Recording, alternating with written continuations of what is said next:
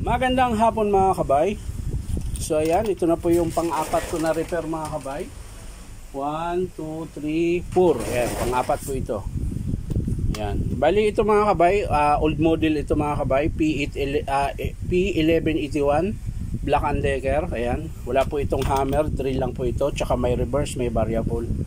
Ang problema nito mga kabay, kung may sira na ito ngayon, kung anong sira man yun, hindi na po siya napapalitan dahil phase out model na po ito.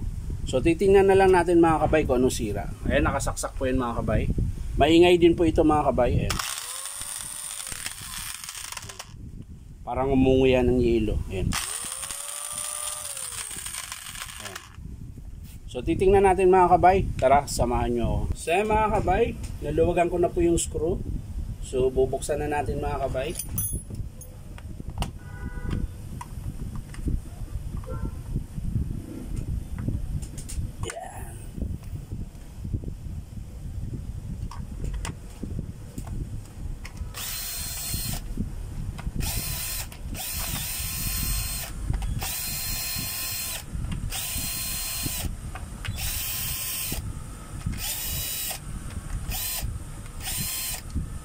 So ayan na mga kabay.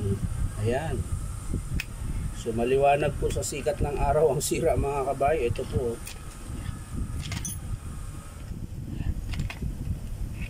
Ayan mga kabay. Yung gear niya mga kabay, yung pinaka ayan, pudpud po yung ngipin. Ayan. Tapos yung shafting naman ng armature, ayan mga kabay. Pakita ko sa inyo. Ayan po mga kabay, may tama din, pudpud din po. Dahil po dito, ito po kasi yun. Ito yung magpartner na yan. Ayan. So wala na po tayong makuha na ng pyesa na ito mga kabay dahil gawa pong piece out na po ito. So hindi na po siya magagawa. Sayang, pintab pa naman ng armature pilpil nyo, pati housing okay pa. Sigurado maingat yung may-ari nito. Nga lang, napersa po kasi ito mga kabay, kasi itong pinaka gear nya, ayan, buo pa po, so may spindle nya. Bali dito lang po sa pinion nya, ayan. Ito lang po talaga ang pinaka problema. Ayan. Pudpud po yan mga kabay. Tingnan nyo po yung